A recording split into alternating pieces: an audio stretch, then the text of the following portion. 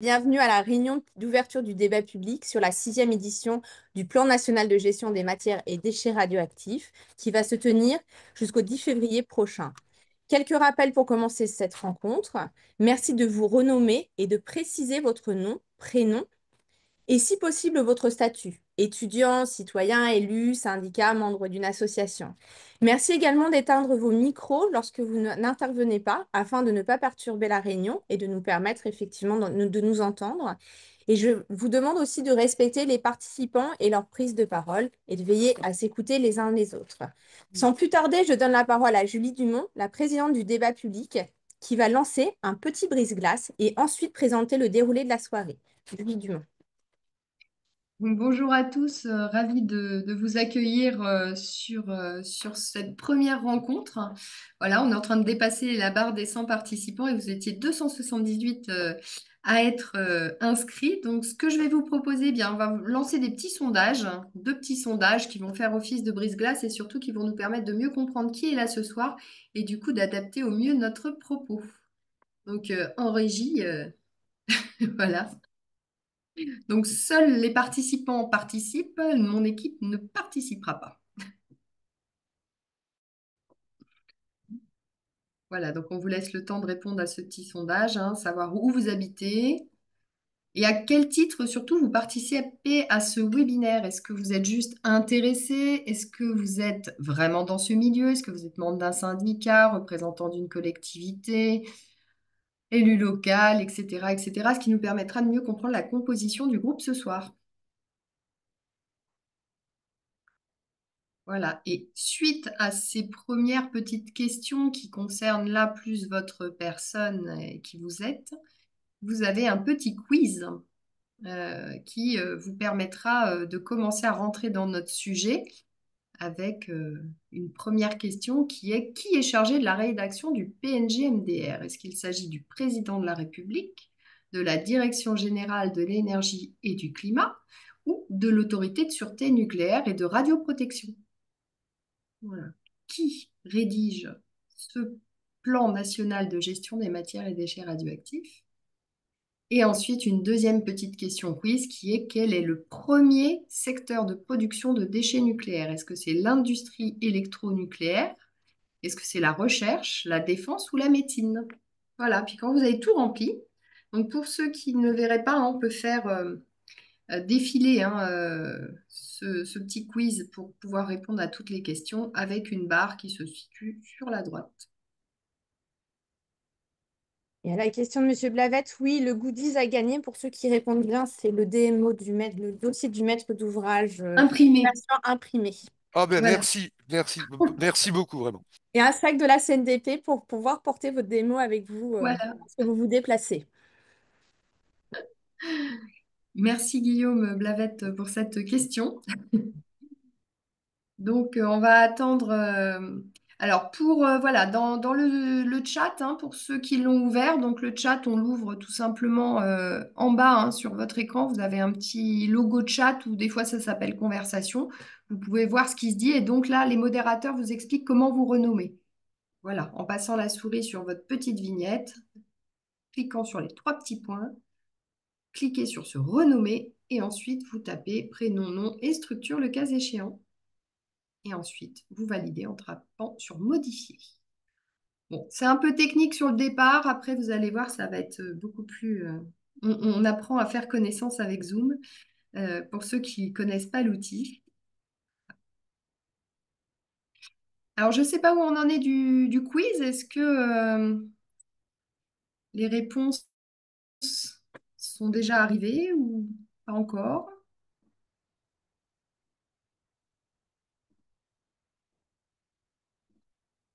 Alors, voilà les réponses du quiz. Alors, nous avons 6% de chercheurs et d'enseignants, 18% du secteur énergétique, 4% de représentants de collectivités et 1% d'élus locaux. Donc, des gens juste intéressés, on n'a pas encore trop apparemment. Si, pardon, c'est moi qui ai mal géré le bidule. Alors, donc là, des personnes qui sont simplement intéressées, vous voyez, on est à 50%. Ça veut dire que potentiellement parmi nous, il y a 50% d'étudiants ou de citoyens qui découvrent un peu le sujet. Donc, on va s'obliger à une certaine pédagogie. Et sur les localisations, c'est très équilibré. Île-de-France, 23%, Nord-Est, 17%, Nord-Ouest, un peu moins représenté avec 9%, Sud-Est, 18% et Sud-Ouest, 27%. Pardon, je suis originaire du Sud-Ouest. Voilà, et donc sur les questions de compréhension, qui rédige donc ce fameux plan national de gestion des matières et déchets radioactifs? Vous êtes 83% à voir la bonne réponse, à savoir la Direction générale de l'énergie et du climat. Et 17% ont pensé que c'était l'autorité de sûreté nucléaire et de radioprotection. Eh bien non, elle n'est pas directement maître d'ouvrage pour la rédaction, mais c'est bien sûr un acteur extrêmement important qui est impliqué dans, en tout cas, la problématique de la gestion des matières et déchets radioactifs. Très bien. Bon, bah écoutez, merci. Alors après, on avait le... Ah, pardon, j'ai oublié la dernière question. Quel est le secteur de production de déchets nucléaires majoritaire? Eh bien oui, c'est l'industrie électronucléaire et ça ne vous a pas échappé, mais les autres secteurs sont également producteurs de déchets radioactifs. Voilà. Est-ce qu'on peut être étudiant et chercheur à la fois? Oui, William, on peut. Voilà. Donc là, il s'agissait voilà, de mieux comprendre la composition du groupe. Donc, ce qui nous obligera, comme je le disais, à de la pédagogie. On va essayer d'être, je dirais, compréhensible dans les sigles et le vocable qu'on va utiliser, puisque voilà, il y a beaucoup de choses compliquées dans ce domaine, mais on peut réussir, je pense, voilà, à vulgariser les choses et en tout cas à les rendre accessibles. Je repasse la main, du coup.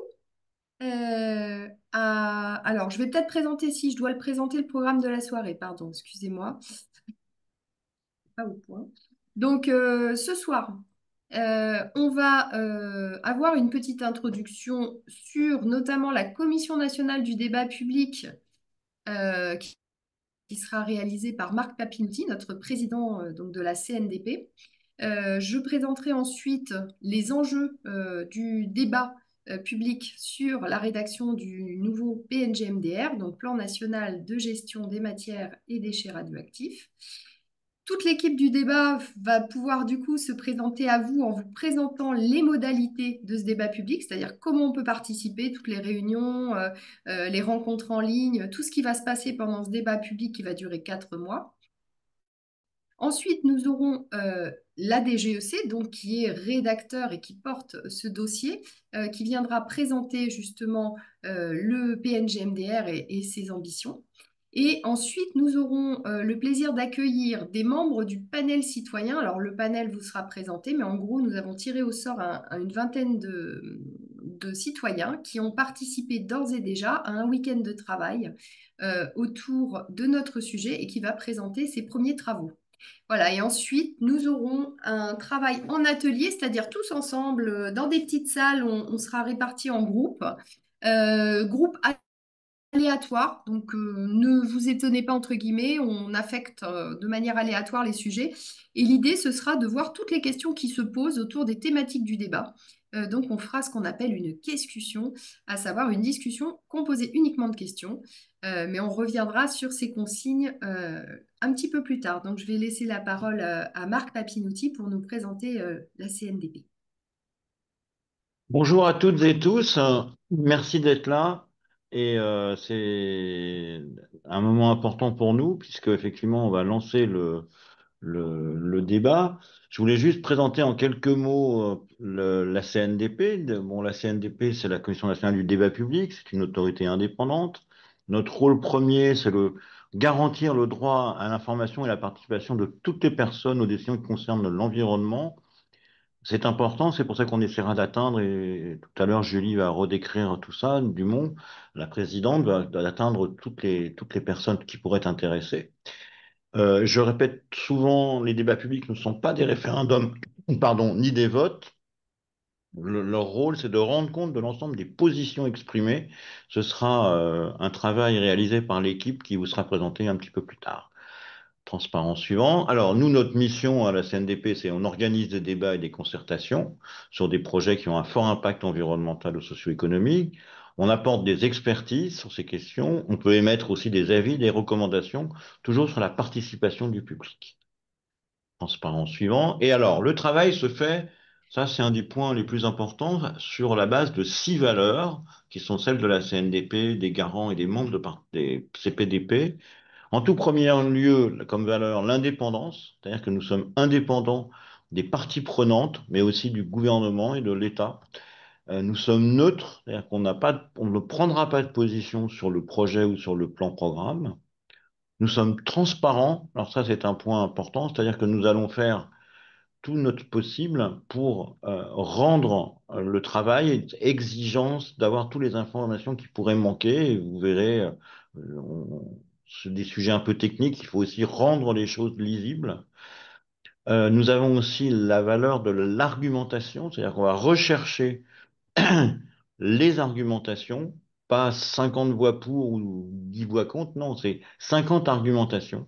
Et toutes les contributions, c'est l'égalité de traitement, ont le même poids, peu importe qui les fait. Et le sixième, ce qui est très important pour moi, c'est l'inclusion, c'est-à-dire aller à la rencontre de tous les publics. Et c'est un point parfois simple, parfois compliqué. Le contexte de ce débat, c'est le 6e édition du plan national de gestion des matières et des déchets radioactifs. On aime bien les acronymes, donc on appellera ça souvent le PNGMDR.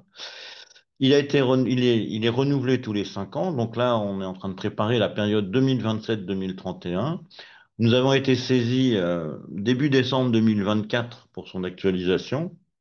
Et nous avons décidé, la commission a décidé le 11 décembre qu'il fallait organiser un débat public et la décision de nomination de la présidente Julie Dumont le 5 février 2025.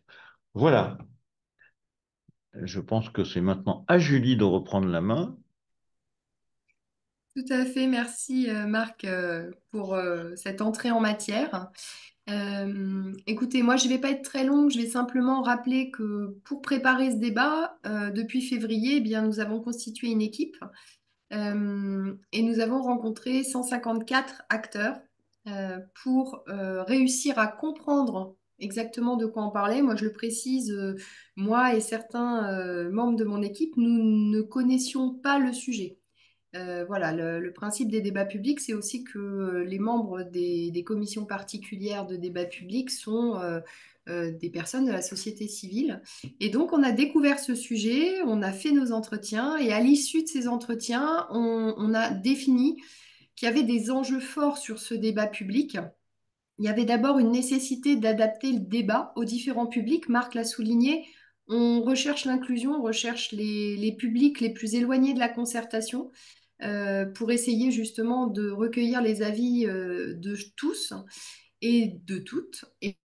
Et donc, du coup, voilà, nécessité d'adapter à la fois le vocabulaire, de faire acte de pédagogie, d'aller vers les jeunes, quelque chose qu'on a, pour le moment, on est assez content des premiers chiffres qui ressortent. On a 30 universités qui vont travailler sur ce débat public, donc plus de 1000 étudiants qui vont être impliqués dans ce débat public. Et je sais qu'il y en a beaucoup qui sont déjà là ce soir, une soixantaine étaient inscrits en tout cas. Donc, c'est une bonne nouvelle. Des jeunes vont pouvoir s'intéresser à ce sujet et donner leur point de vue sur ce sujet qui nous concerne tous, hein, qui est la gestion des matières et des déchets radioactifs. On a identifié donc du coup un besoin de format assez créatif euh, pour ne pas, je dirais, laisser uniquement les experts débattre, hein, même si bien sûr le débat d'experts est tout à fait nécessaire sur un sujet tel que celui-ci. Voilà, et on a vu qu'il y avait aussi des attentes assez fortes sur les thèmes de l'éthique. Voilà, puisque nous allons gérer des déchets qui vont avoir une activité encore pendant longtemps. Des aspects aussi forts en termes des attentes sur les aspects économiques, hein, puisque ce sont des plans qui vont programmer des équipements qui sont relativement coûteux.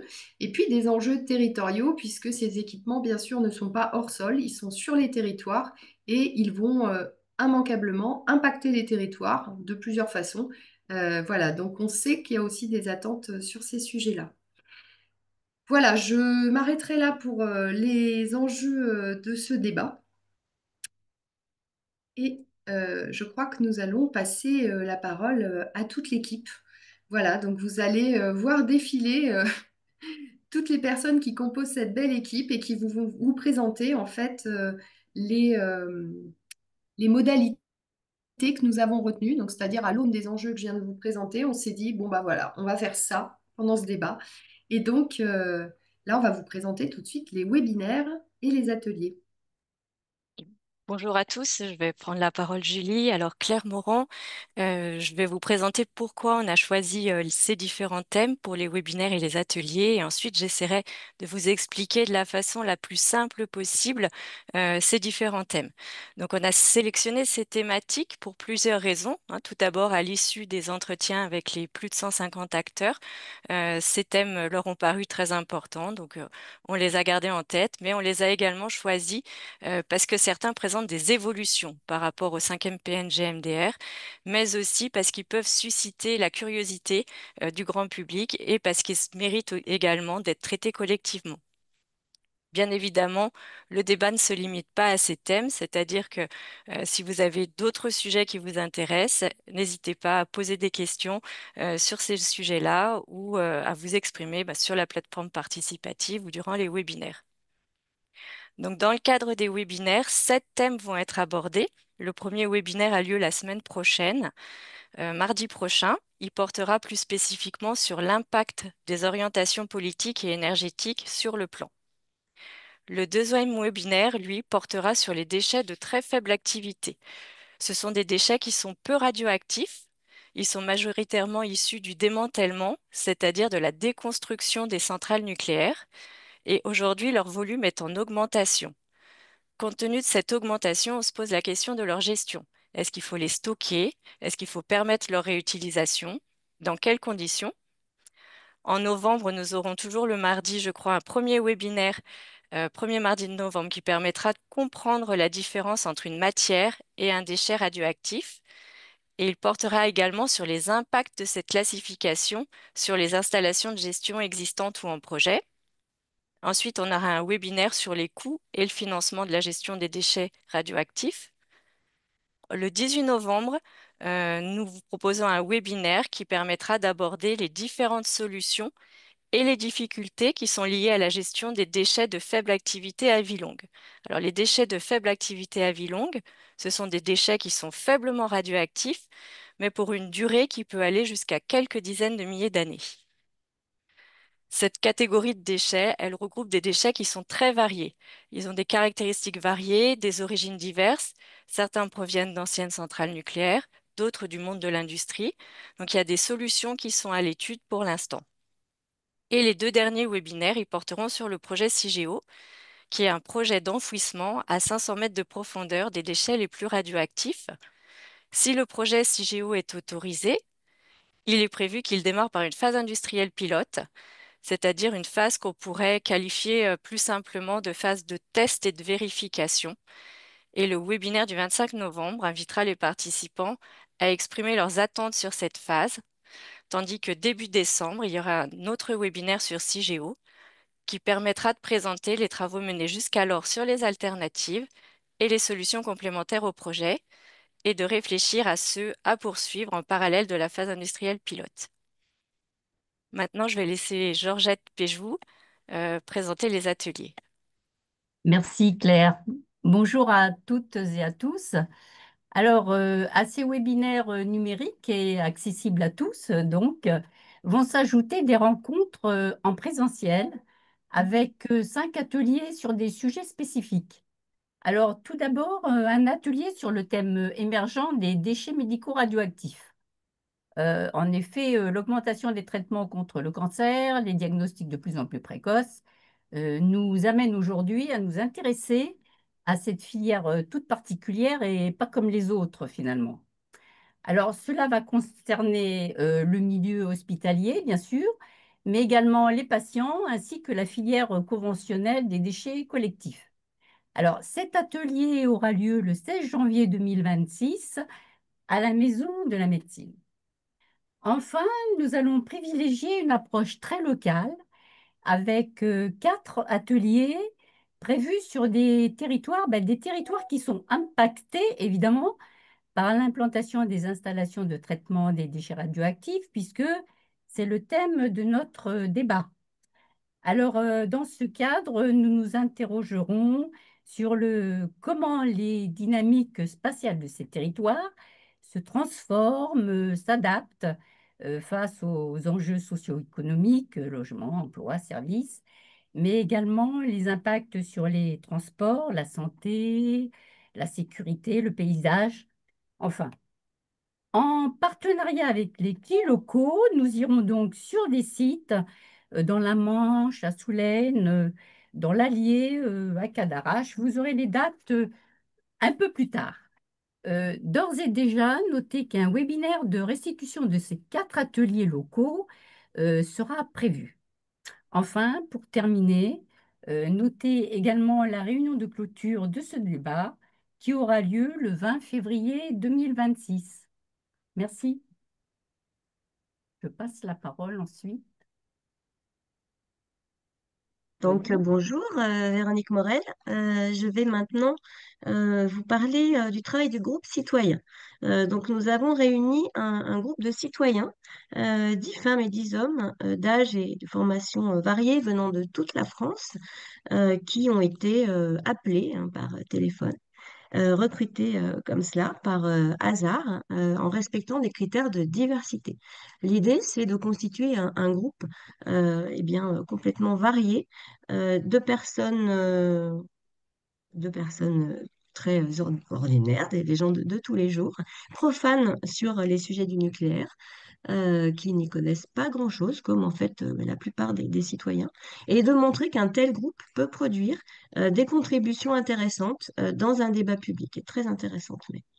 Donc, pourquoi on fait ça? Eh bien, en fait, ouais, je vais juste revenir, ouais, donner la parole aux citoyens pour intégrer leurs préoccupations, leurs valeurs, leurs attentes, leurs questions.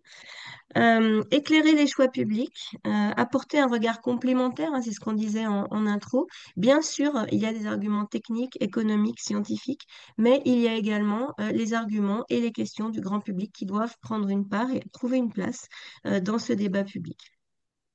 Donc, sur quel thème vont travailler les citoyens? Du coup, la page suivante.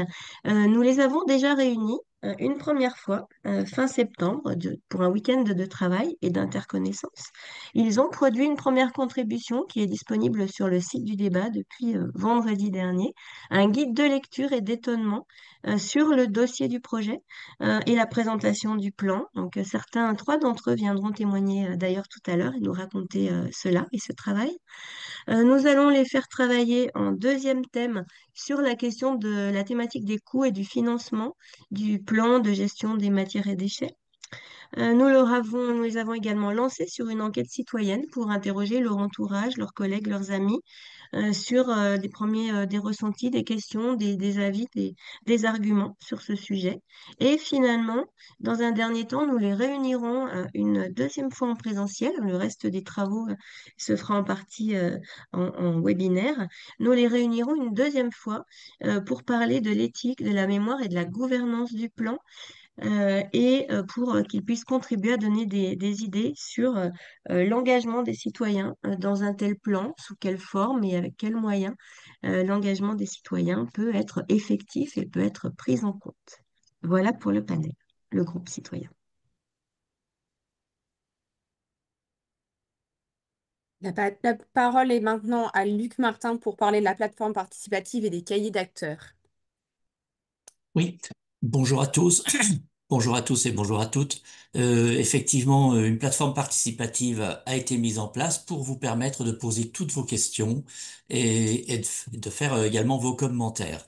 Nous assurerons que vous puissiez avoir des réponses dans un délai raisonnable de 2 à 3 semaines et ainsi faire vivre et progresser cette réflexion commune. Bonne journée à tous. Bonne participation surtout. Et les cahiers d'acteurs, Luc Martin également.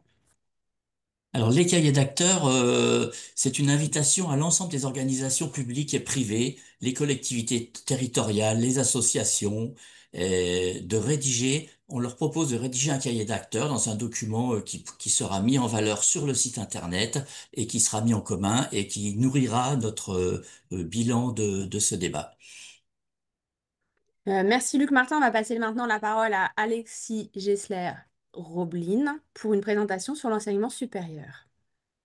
Oui, bonsoir. Alors, dans les modalités de ce débat, il y a une forte implication des établissements d'enseignement supérieur et de recherche, à savoir universités, grandes écoles, IUT et tous ces types d'établissements-là, post-bac.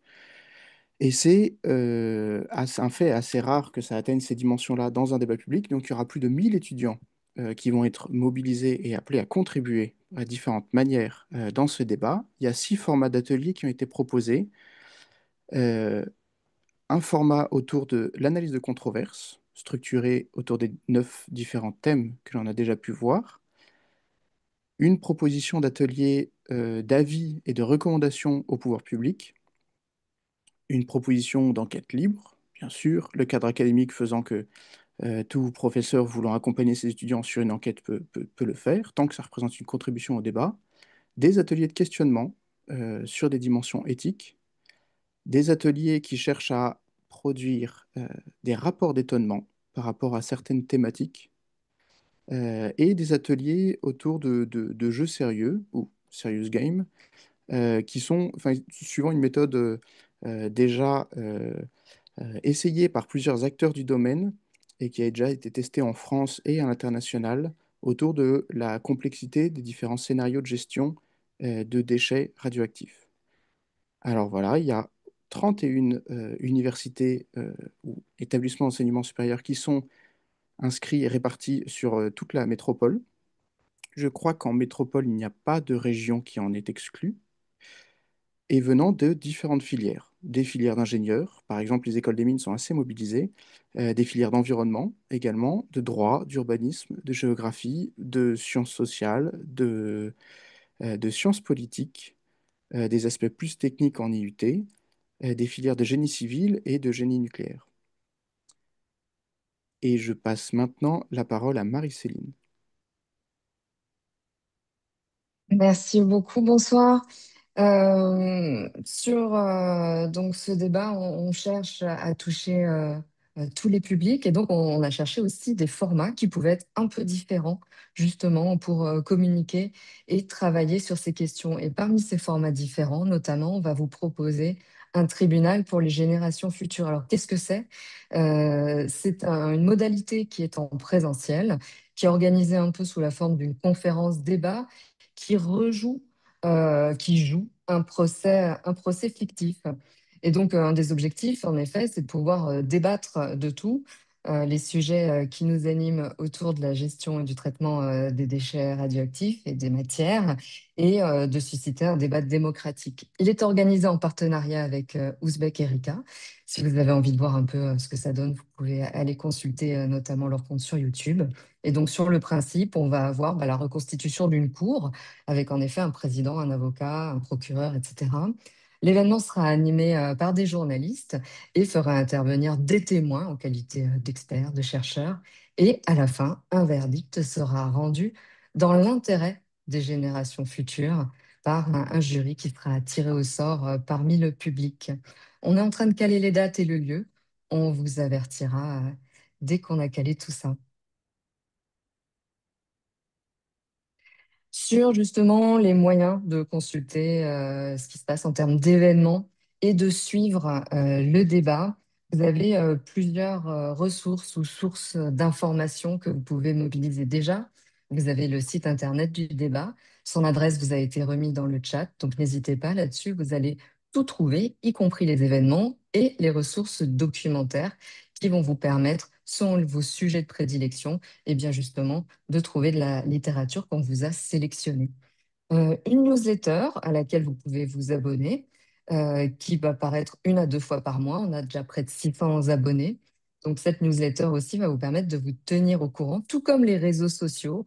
On a 2 réseaux sociaux mobilisés qui sont dédiés spécifiquement à ce débat, à travers Facebook et LinkedIn, mais vous pouvez aussi suivre le réseau, les comptes de la CNDP, que ce soit sur Instagram ou YouTube. En amont du débat, on a souhaité avoir une action un peu différente aussi pour parler de ces sujets, qui est une action de sand art, donc de dessin de fresques géantes sur du sable. Ça a eu lieu les 6 et 7 septembre à Saint-Palais-sur-Mer, en Charente-Maritime. Et donc, cette manifestation a fait intervenir 2 artistes, Jiven et Sam Dougados, qui sont venus faire donc sur 2 jours ces fresques qui ont permis, notamment au public nombreux, de s'interroger sur finalement quel avenir souhaitons-nous transmettre aux générations futures. Donc ça fait partie des actions que vous pouvez retrouver aussi sur nos réseaux.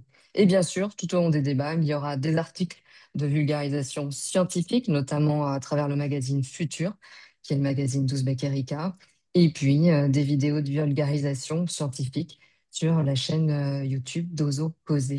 Voilà un peu pour l'ensemble des modalités qui vous sont rappelées en accès dans le chat. Merci à l'équipe du débat pour vos présentations. Nous allons maintenant passer à un temps d'échange d'environ 25 minutes qui va vous permettre de poser toutes vos questions sur les modalités. On a déjà des nombreuses contributions dans le chat. Pour ceux qui n'ont pas encore posé vos questions dans le chat, je vous invite soit à le faire, soit à lever la main avec le petit outil qui est disponible en bas dans la barre d'outils du bas pour poser directement vos questions. Je vais tout de suite prendre la question qui a été posée par Monsieur Cato 1, pardon d'écorcher votre nom, qui était la suivante. Pourquoi des webinaires et pas des réunions sur les territoires? Alors, je me permets de répondre du coup.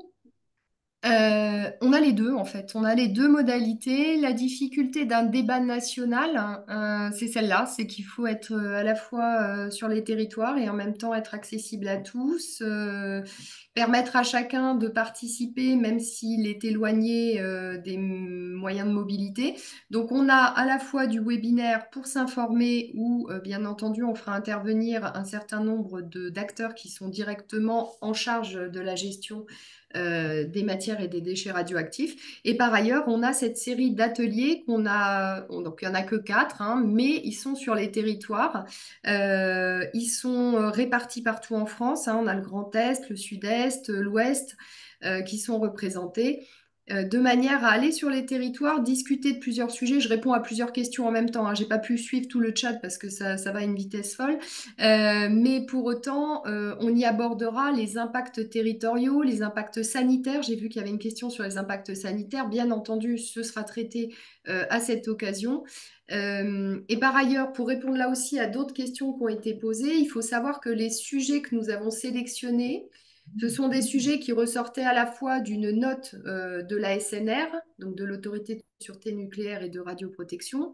C'est également des sujets qui ressortaient de nos discussions avec les acteurs, mais ça n'exclut pas tous les autres sujets que les citoyens et les acteurs ont envie de porter à notre connaissance ou de porter au débat.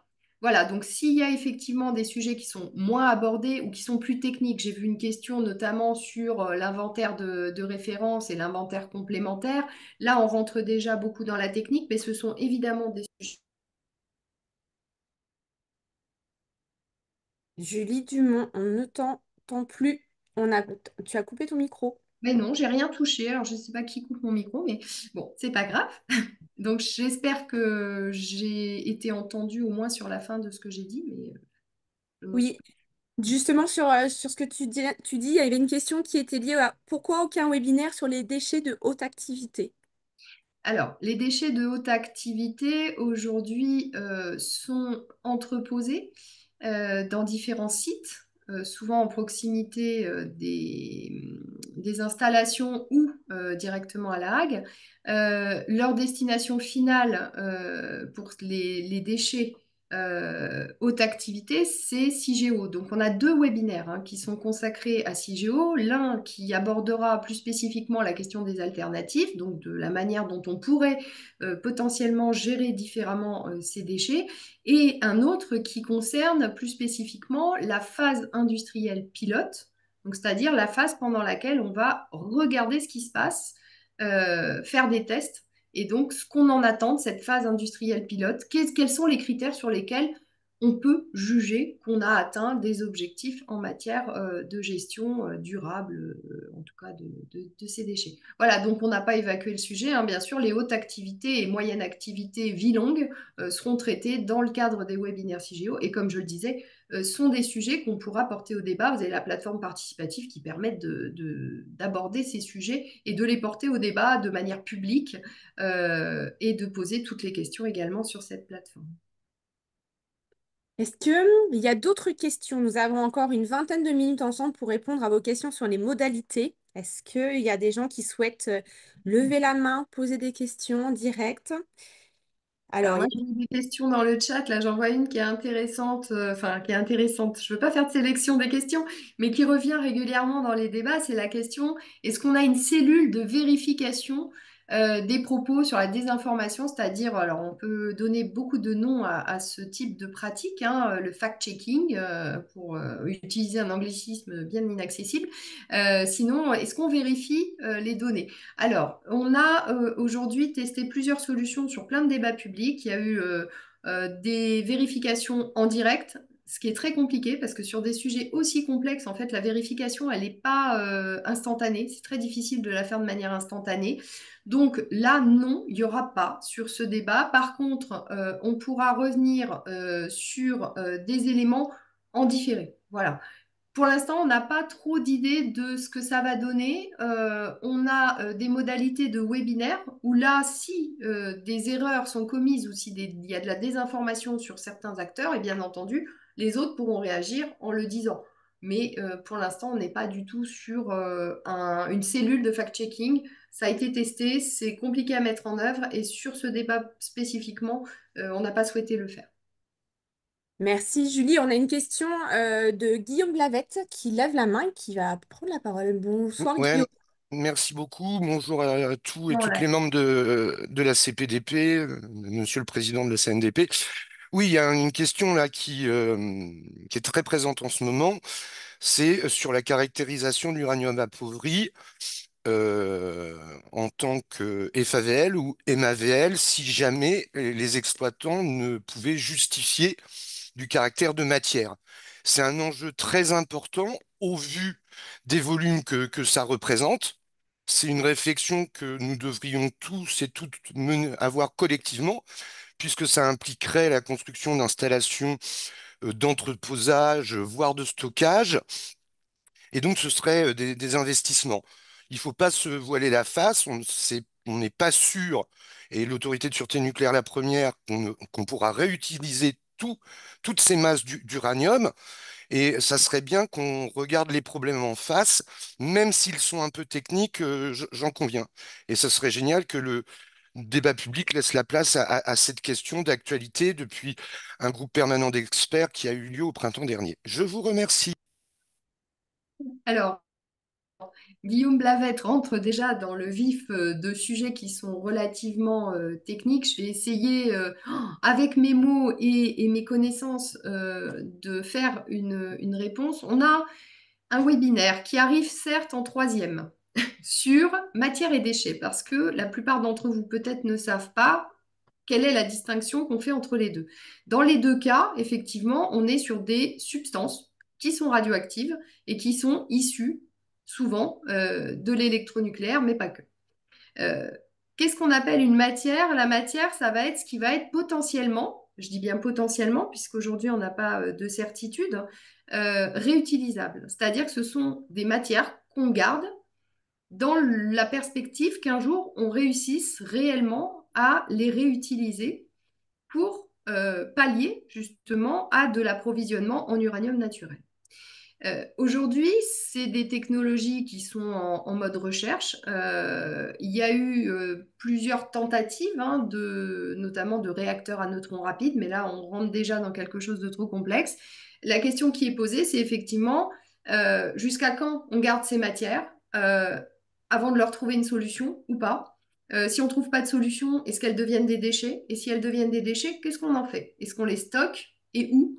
Et là, ça pose effectivement des problèmes de quantité. Monsieur Blavette, j'espère ne pas avoir trahi votre propos. Vous Mais avez été effectivement, ce parfaite, sont Madame la Présidente. Donc, l'idée, effectivement, c'est de traiter ce sujet à la fois dans déchets matières, mais pas que. En fait, quand on va parler de la FIPIL, on pourra aussi être amené à parler de ces sujets-là. Et je reviens sur une autre question qui avait été posée justement sur les inventaires, inventaires de référence, inventaires complémentaires. Il y a des subtilités dans la comptabilisation des matières et des déchets radioactifs, et on rentrera effectivement dans les différents webinaires dans ces subtilité et de manière assez transversale. C'est-à-dire qu'on va pas faire, c'est pas parce qu'on va parler que de déchets matières qu'on va pas parler de CIGEO. C'est, ben voilà, les choses sont assez perméables et on va essayer de le faire de manière assez pédagogique, du mieux qu'on peut avec ce sujet. Merci Julie. Je rappelle que l'objectif de cette session, question de session, de cette session de questions-réponses est surtout de parler des thématiques, des modalités. On a d'ailleurs deux questions qui se rejoignent un petit peu, qui ont été posées par deux personnes différentes. Dans quelle mesure le débat peut-il influencer les décideurs et les politiques? Et quel est l'impact concret de ces débats sur le futur PNGMDR? Est-ce que si un consensus se dégage, cela va influencer la rédaction du prochain plan? Alors, cette question-là, c'est la question qu'on a sur tous les débats public, c'est-à-dire est-ce qu'un débat public, c'est utile? Bon, moi, je peux donner des chiffres. Dans 60% des débats publics, la décision a été modifiée, ou le plan a été modifié, ou le projet a été modifié. Voilà, donc ça, c'est les éléments. Après, est-ce qu'on arrive à un consensus? Un consensus, tout à l'heure, Marc Papinutti a rappelé qu'on ne faisait pas du sondage. On n'est pas un institut de sondage, donc en fait, il n'y a jamais de consensus, et surtout pas sur un sujet comme ça. Il va y avoir des arguments. C'est ce qu'on va aller chercher. C'est-à-dire, vous êtes, effectivement, je prends peut-être l'exemple qui vient d'être cité, vous vous dites, les matières, il y en a assez, maintenant, ça fait plus de 50 ans qu'elles sont là et on n'en a rien fait, il faut que ça passe en déchets. Bon, ça, c'est un avis, c'est un argument. Pourquoi est-ce qu'il faudrait le faire, etc. On va argumenter autour de ça. Il y en a d'autres qui pensent qu'au contraire, il faut garder ces matières. On ne sait jamais ce qui peut arriver. Bon, voilà, l'avenir, on ne le connaît pas sur les approvisionnements en uranium. Ça peut être deux types d'avis qui vont émerger de ce débat. Eh bien, nous, on va faire un compte-rendu qui va rendre compte de ces différents arguments. Donc, en fait, la manière dont la DGEC, qui est en charge de la rédaction du PNGMDR, va se saisir des différents arguments et aller voir ce qui va, entre guillemets, dans le sens de l'orientation qui a été pensée jusque-là d'une gestion, d'une ambition de gestion durable. Mais là, j'ai envie de dire, ça fait peut-être une transition avec la suite. Nous allons avoir une petite présentation, alors assez courte, de la DGEC. On ne voulait pas voilà, monopoliser sur la description du plan, parce qu'on va avoir les webinaires pour ça, mais au moins entendre la DGEC sur ce qu'elle attend de ce débat public. Et donc, du coup, ce sera à eux de dire effectivement comment ils entendent prendre en compte, en tout cas, ce qui se sera dit dans ce débat. Merci Julie. Nous avons encore un quart d'heure ensemble, donc je vous invite à poser vos questions en live, lever la main et prendre la parole, ou sinon continuer d'alimenter le chat. Nous essayons de répondre à toutes vos questions. Donc peut-être lever la main. Oui, Monsieur Spotz, donc de Greenpeace. Bonsoir Monsieur Spotz. Oui, bonsoir. Bon, comme on a un peu le temps, ma question concerne notamment les informations qui sont publiées aussi, notamment dans le DMO, bien qu'il y a beaucoup de liens et de références sur différentes données sur les matières, les déchets qui sont publiés, par exemple par l'ANDRA, etc., sur les déchets produits, sur les matières qui sont stockées. Ce qui me manque un peu, ou ce que je n'ai pas trouvé, c'est je dis les matières en partie étrangères. Je m'explique. Il y a des importations d'uranium en France qui vient de différents pays. On fabrique du combustible en France qui est destiné à des pays étrangers. Par exemple, le combustible pour l'EPR à Taishan en Chine est fabriqué en France. Donc il y a importation d'uranium, fabrication de combustible en France, exportation de combustible vers la Chine, et il y en a aussi vers d'autres pays. Et je n'ai pas trouvé des données, des chiffres sur ces importations, exportations ou productions en France. Par contre, si on regarde, par exemple, en Allemagne, il y a le site de la base, donc c'est un ministère allemand. Là, on voit, par exemple, combien euh, de combustibles ou combien de matières arrivent des différents pays, combien de combustible est fabriqué en Allemagne et combien de combustible est exporté d'Allemagne vers d'autres pays en Europe ou d'autres pays. Par exemple, on voit du combustible fabriqué à Lingen en Allemagne qui est aussi exporté pardon, vers la France. Et donc ça a aussi, notamment, je dirais, production de combustible, ça a aussi un impact, je dirais, sur les déchets qui sont produits lors de la production de combustible. Donc, est-ce qu'il y a quelque part des données qui sont publiées sur ce sujet? Merci. Alors, je vais essayer de vous répondre. Je rappelle que les modalités de composition de nos corpus documentaires, hein, je pense que je l'ai assez dit, on n'est pas des spécialistes. Pour autant, on a fait 154 entretiens et nous avons sollicité tous les membres du comité d'orientation du plan national de gestion des matières et déchets radioactifs pour leur demander s'ils avaient des documents qu'il leur semblait pertinent à nous communiquer. Voilà, je crois que Greenpeace fait partie de ce comité d'orientation, hein, je ne crois pas me tromper en le disant. Donc voilà, donc nous, les corpus documentaires peuvent encore évoluer, même s'ils sont en ligne. On est complètement, mais complètement ouvert à diffuser une information qui soit complète. Donc sur alors, il faut que ça concerne quand même les déchets et les matières radioactives. Donc, si c'est du retraitement, voir comment ça rentre dedans. Mais effectivement, si vous avez, vous, des documents qui font état de ces mouvements internationaux, vous pouvez tout à fait nous communiquer les références de ces documents et on se fera un plaisir de compléter les corpus documentaires. Voilà, c'est un peu la manière dont on a fonctionné jusqu'à maintenant. On a essayé de co-construire à la fois les modalités du débat, les questionnements qui se posaient, mais aussi les corpus documentaires. Donc n'hésitez pas, si vous avez de la documentation dont vous vous dites ça manque, nous, on est tout à fait prêts, effectivement, sachant que les données internationales sur les mouvements de matières et déchets radioactifs, bon, c'est pas évident non plus d'y accéder. Mais si vous avez, vous, en tout cas, des références, n'hésitez pas à nous les communiquer, hein. Vous avez toutes les données qui sont disponibles pour nous contacter et nous transmettre ces documents. C'était Anne-Sophie Fournier, je crois, qui est donc une une de l'équipe du secrétariat général qui avait envoyé ce mail à tous les membres du comité d'orientation. Donc n'hésitez pas, on complète. Merci Julie. On a une question de quelqu'un qui s'appelle Chap. On vous écoute. Voilà, j'ai la parole maintenant. Non, je sais que ces sujets sont fort compliqués et au fond, plus on a d'informations ou de connaissances, plus on peut donner un avis utile, hein, je vais dire. Alors, sur ce point de vue, j'avais deux choses. Donc, j'ai envoyé un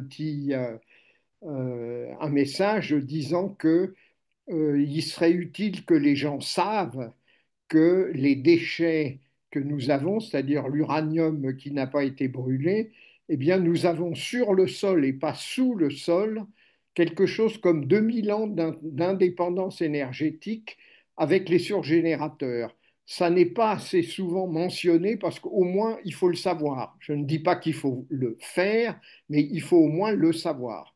Ça, c'est le premier point. Le second, c'est que pour la connaissance générale, souvent, moi, dans des petites conférences que je donne à des publics variés, hein, lycéens, collégiens et autres, j'ai trois questions à leur poser de telle façon à ce qu'ils connaissent un petit peu plus la radioactivité ambiante chez eux.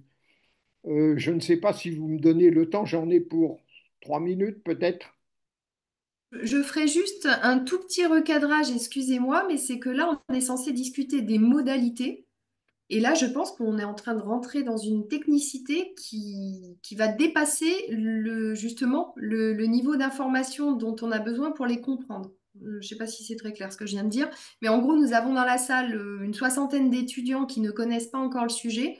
Et là, les propos qu'on aborde sont très techniques. Et j'ai peur qu'on perde un peu le sens. Là, on est vraiment sur les modalités du débat. Alors, je préférerais qu'on se concentre sur les modalités, c'est-à-dire voilà, ce qu'on a imaginé, ce que ça va pas, les réunions, etc.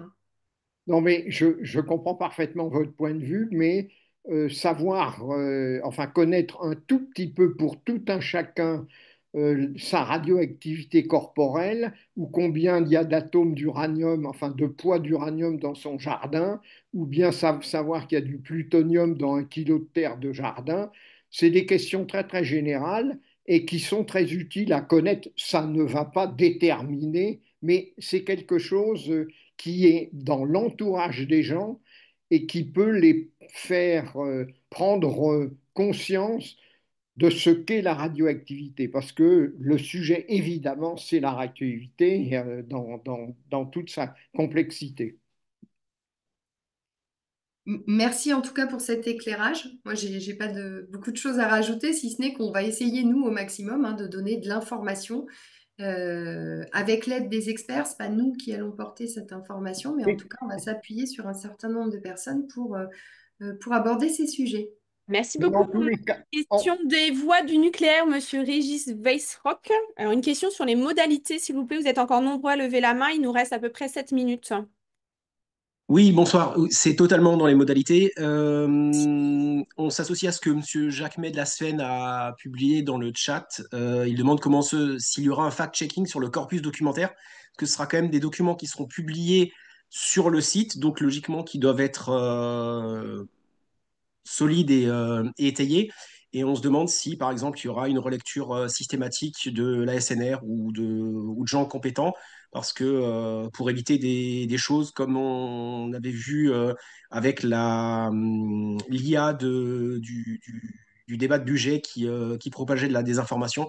Donc, est-ce qu'il y a il y a un filet, est-ce qu'il y a un filet de sécurité sur le corpus documentaire? Merci. Je vous invite à le regarder, tout simplement. Et globalement, on n'a pas fait, je ne vais pas dire on n'a pas fait très original, mais bon, on a essayé au maximum d'être sur des documents qui sont informatifs.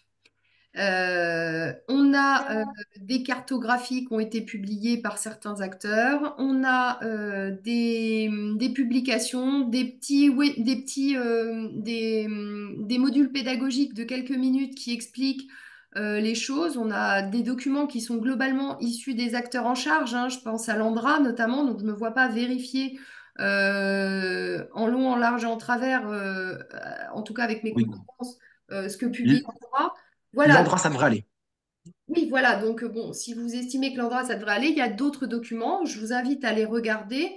Si jamais il y a des documents qui posent problème, bien entendu, on nous alerte. Alors, il y a des documents qui sont aussi issus de certaines associations environnementales qu'on a trouvé pertinents, notamment justement une cartographie. Alors, je ne sais plus de quel acteur, je m'excuse. Une cartographie de tous les équipements qui gèrent de la radioactivité en France. Voilà, on a des sources globalement sur lesquelles on est à peu près sûr de ce qu'on a publié. Voilà, mais si jamais il y avait quelque part quelque chose qui pose problème et qui interroge, n'hésitez pas à nous alerter. Là encore, on est ouvert, bien entendu, à faire des modifications si jamais il y avait un souci. Une On prend note infographie de la et on le CRIRAD. fera. Voilà, pour compléter ce que Julie vient de dire. On a encore 3 questions, 3 mains levées. Il nous reste à peu près 4 minutes. On va donner la parole à Monsieur de Sagazan de EDF. Oui, deux questions sur l'organisation. Pourquoi il y a le webinaire sur les déchets médicaux n'est pas ouvert par rapport Un aux webinaire. autres? Oui. Oui, enfin, alors pourquoi il n'y a pas de webinaire sur les déchets médicaux?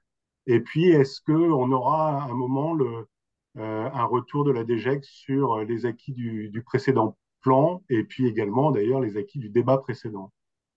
Oui. Alors, je vais répondre à la première question et je laisserai la DGEC répondre à la seconde. Les déchets médicaux, c'est un sujet en fait qui est totalement nouveau dans le plan national de gestion des matières et déchets radioactifs. Donc, c'est un sujet qui n'était pas traité jusque-là dans ce plan. Donc, nous, on hérite d'un sujet non traité, totalement vierge. Et le choix qu'on a fait sur ce débat public, eh bien, c'est de travailler un atelier en présentiel avec des professionnels qui peuvent, dans un premier temps, nous donner quelques éclairages de base, c'est-à-dire où sont ces déchets, quels sont les volumes, combien de temps ils sont actifs, comment c'est géré aujourd'hui dans un hôpital, etc. Donc, j'entends que ça vous intéresse peut-être d'avoir les résultats. Donc ça, par contre, bien entendu, on va faire un compte-rendu de l'atelier et il sera rendu public comme tout ce qu'on va faire avec tous les publics. Mais on a préféré que pour que l'atelier soit productif, on ne peut pas travailler à 300 personnes sur un atelier pour une découverte de sujets aussi spécialisés. Donc effectivement, on a fait le choix de travailler avec des professionnels du secteur et on a quand même un peu de société civile dedans. Je pense notamment à une de nos panélistes qui est dans le secteur médical et qu'on a intégré à cet atelier de travail justement pour apporter aussi des choses en termes de retour. On aura aussi des patients, on aura des proches, des familles, on aura des pharmaciens. Enfin voilà, j'ai envie de dire, c'est des professionnels assez élargi quand même. Mais l'idée, c'était quand même de travailler en découverte de ce sujet pour pouvoir au moins poser les bases nécessaires pour ensuite réfléchir à comment on peut les gérer. Merci beaucoup, Et merci pour Monsieur la de DGEC, Chagassan. évidemment, Une- je l'ai. Pardon Julie, excuse-moi. Non, non, je disais que la DGEC répondra à l'articulation entre le plan numéro 5 et le plan numéro 6, pour lequel nous animons ce débat, et fera éventuellement alors un retour. Je peux déjà faire moi un micro-retour sur le débat de 2019. C'est que par exemple le comité d'orientation du plan, donc ce fameux comité d'orientation du PNGMDR dont j'ai parlé précédemment, c'est une émanation du débat public de 2019. Voilà, c'est quelque chose qui a été créé suite au débat public pour créer de la transversalité. Donc il y a 80 membres d'horizons assez variés dans ce comité d'orientation. Merci Julie, je vais donner la parole à Louis-Lian Clos. Bonsoir, j'espère que vous m'entendez. Voilà, alors Très bien. intéressant que comme il y a marqué doctorant, donc étudiant, on m'appelle par mon prénom et j'ai pas droit à monsieur machin, bref, par rapport aux personnes Je vous ai dit Monsieur précédemment Clos. mentionnées. Bref, j'avais une petite question, j'espère qu'elle n'est pas forcément hors sujet, mais j'ai pas eu de réponse sur le chat. Quelle est l'influence mutuelle entre le PNGMDR et la PPE? Je sais que la PPE, donc le plan pluriannuel de l'énergie, bon, outre le fait que c'est compliqué quand on a un gouvernement enfin, pas on change de gouvernement toutes les semaines, mais mettons qu'il y ait une PPE qui soit élaborée à la fin de l'année, ce que l'on espère tous. Est-ce qu'il y a une influence mutuelle entre du coup la PPE sur le PNGMDR et réciproque du PNGMDR sur l'élaboration de la PPE, puisque bah, finalement, euh, si on décide de construire de nouveaux EPR ou potentiellement de relancer une quatrième génération, ça va impliquer directement les matières et les déchets produites et donc voilà, le PNGMDR. J'espère que la question n'est pas hors sujet, mais voilà, c'est une question que je me posais. Merci beaucoup. Merci Monsieur Claude. Donc du coup, cette question, elle est tout à fait pertinente puisque c'est l'objet du premier webinaire qu'on va organiser la semaine prochaine, c'est-à-dire quel est le lien entre les orientations de la politique énergétique en France et quels sont les impacts sur le plan national de gestion des matières et déchets radioactifs. Donc voilà, donc là j'ai envie de vous dire, ben, venez à ce webinaire la semaine prochaine puisque c'est exactement le sujet qu'on va aborder. Aujourd'hui, on a un projet de PPE, on a des orientations qui ont été fixées par le Conseil de politique nucléaire, hein, qui sont assez claires sur une relance du nucléaire. Pour autant, vous avez raison, on ne dispose pas encore du document et on peut espérer que ce document soit publié peut-être dans les prochaines semaines ou dans les prochains mois et peut-être même en cours de débat. Nous, si vous voulez, quand on n'a pas de document cadre de ce type, le débat est ouvert, c'est-à-dire que toutes les options sont possibles. Et j'ai envie de dire, pour un débat public, c'est quelque chose d'assez confortable. Voilà. Donc aujourd'hui, on travaille sans. Si il venait à se confirmer les orientations pressenties, eh bien, on travaillera avec, mais pour le moment, toutes les options sont ouvertes pour nous et donc tous les débats restent permis. Voilà, je pense qu'on va être obligé de Il reste une question passer. à monsieur qui lève Ah, la main depuis longtemps. Et monsieur Clos, ah, pardon, je n'avais pas vu votre titre à côté, c'est pour ça que je ne l'ai pas précisé, mais je ne l'aurais fait à volontiers sinon. Donc, doctorant CNRS, voilà. Monsieur Hatz, qui avait fait preuve de Oui, patience, donc c'est la merci. dernière Est-ce que vous question. m'entendez? Très bien, merci. Oui, je me présente. Je suis le président de l'association Stop Fessenheim et j'ai eu l'avantage de participer à la totalité du débat public sur le technocentre. Débat public qui avait été demandé par EDF et dont nous constatons maintenant in fine que EDF ne tient pas compte des recommandations qui ont été faites par la CNDP. Donc, je me pose la question de l'articulation entre le débat qui a eu lieu sur le technocentre et ce nouveau débat que vous ouvrez aujourd'hui, puisque notamment le sujet des très faibles activités va être traité. Merci beaucoup. Tout à fait. Alors pour resituer, hein, pour ceux qui ne seraient pas au courant, effectivement, EDF a saisi la CNDP pour un projet de technocentre qui vise à recycler des métaux radioactifs pour les réinjecter, voilà, pour les réutiliser. Ce débat public a eu lieu, on ne va pas refaire tout le débat. Mais pour autant, la gestion des très faibles activités est un sujet qu'on va traiter dans le webinaire qui aura lieu le 28 octobre.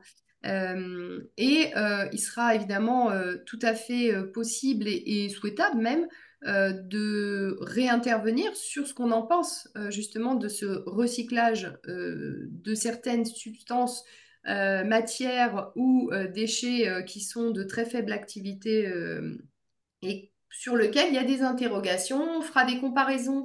Tout à l'heure, il était question d'international. On fera aussi des comparaisons avec ce qui se fait en Belgique. On fera témoigner voilà, l'ASNR belge, enfin l'équivalent de l'ASNR en Belgique. Voilà, donc les questions restent ouvertes, même si, bien entendu, ce n'est pas le débat public sur le PNG-MDR qui va remettre en cause ou pas le technocentre de Fessenheim. Et je précise à ce sujet que la Commission nationale du débat public anime les débats, fait son compte-rendu. Le maître d'ouvrage donne sa réponse à ce compte-rendu sur les recommandations qu'on fait et on émet un avis. Enfin, le président émet un avis sur la qualité de ses réponses. Voilà. Et nous, ensuite, ça s'arrête là. Voilà. C'est comme ça, c'est le code de l'environnement, c'est nos contraintes à nous. Mais en tout cas, voilà, on a au moins, je dirais, à la fois des modifications qui sont faites sur certains projets et sur la majeure partie, et au-delà de ça, de l'information qui circule sur des sujets qui nous concernent tous.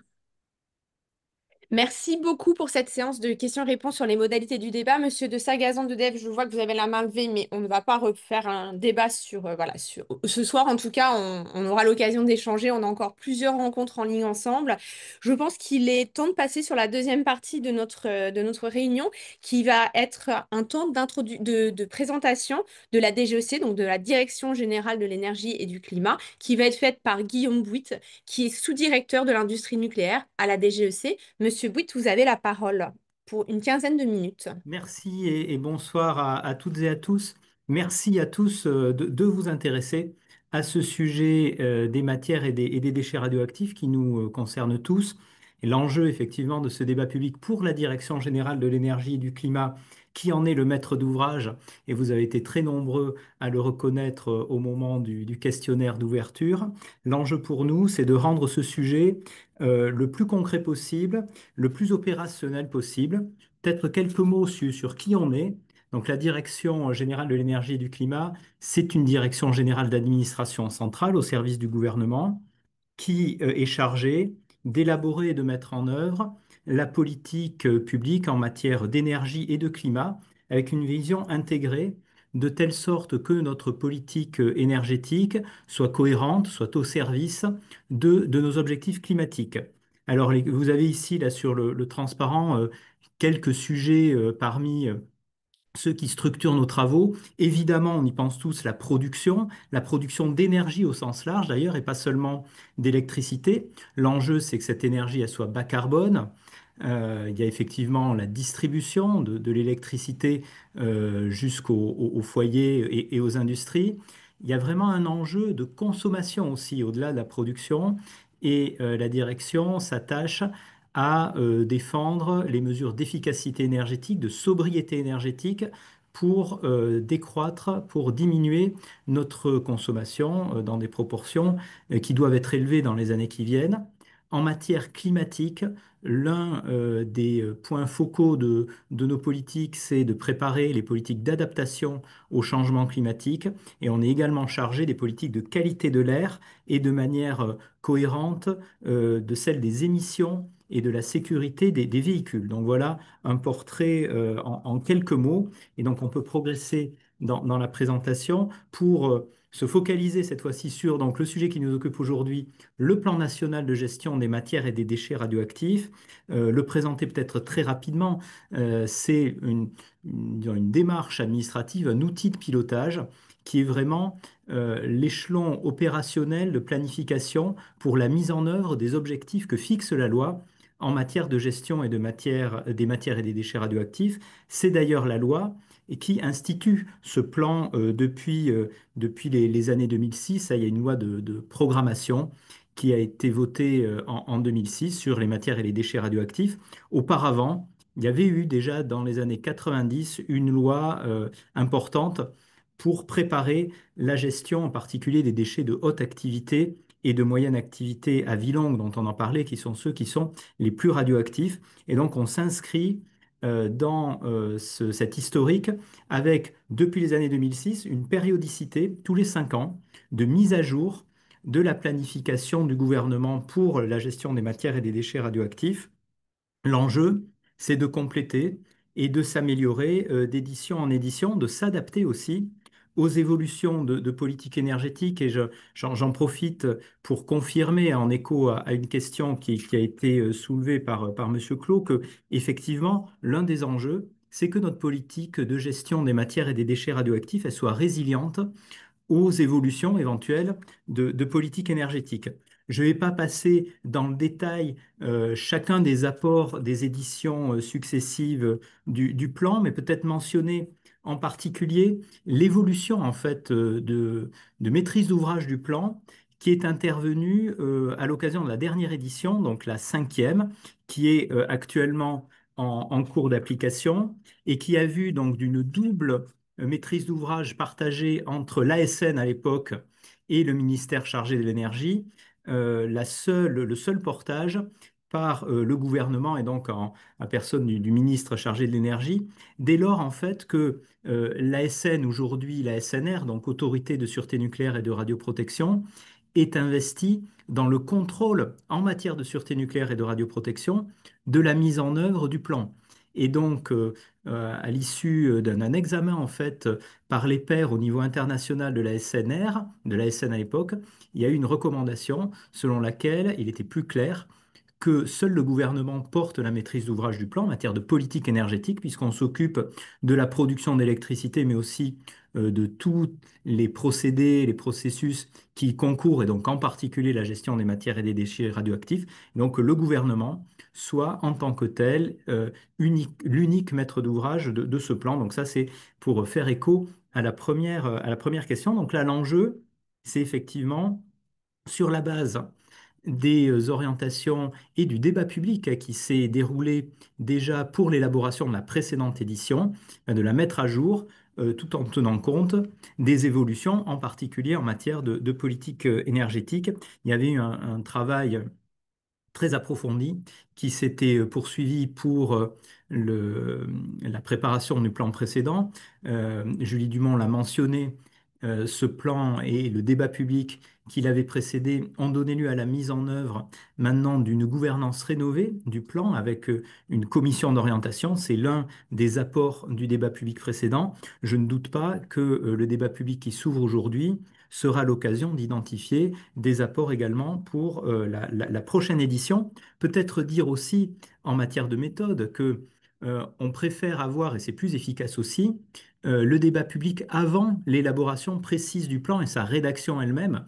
Et donc, on pourra pleinement tenir compte de tout le retour qui est particulièrement riche d'un débat public. C'est l'enjeu de nos travaux jusqu'en février. Alors, peut-être quelques éléments maintenant sur les différents acteurs de la politique de gestion des matières et des déchets radioactifs. J'ai beaucoup parlé de la DGEC, qui est donc maître d'ouvrage du plan. Euh, Elle n'en est en fait que l'interprète de décisions et d'orientations politiques qui sont définies par la loi et donc essentiellement par le Parlement, parfois sur proposition du gouvernement. J'ai mentionné quelques-unes des lois qui ont structuré d'une part les objectifs sur le fond et puis aussi la méthode, puisque je l'ai dit, ce sont ces lois qui fixent et qui instituent le plan national comme outil opérationnel. Euh, on doit aussi mentionner, et je l'ai dit, c'est l'un des apports, ça s'est enrichi au fur et à mesure, la gouvernance du plan national de gestion des matières et des déchets radioactifs. J'ai dit qu'il associe donc une commission d'orientation qui regroupe des acteurs de la société civile et qui ont l'objectif d'éclairer les objectifs politiques du plan de manière globale. Il y a également l'ASNR qui conserve un rôle dans la gouvernance du plan, même si elle n'est plus en tant que telle maître d'ouvrage. Elle reste étroitement associée, en particulier au comité technique qui examine la mise en œuvre du plan et chacun des livrables qui sont identifiés. Alors le plan lui-même, effectivement, il a donc la forme d'un document qu'on tâche de rendre le plus synthétique, le plus opérationnel possible, qui est lisible. C'est aussi, il prend aussi la forme d'un arrêté et d'un décret qui rendent ces prescriptions applicables. Et donc la gouvernance du plan, à la fois elle alimente l'élaboration du plan, mais elle suit aussi la mise en œuvre du plan dans un exercice d'ailleurs un peu parallèle, puisque la mise en œuvre du plan actuel est concomitante avec la préparation du plan à venir. Alors, qui est chargé de mettre en œuvre le plan?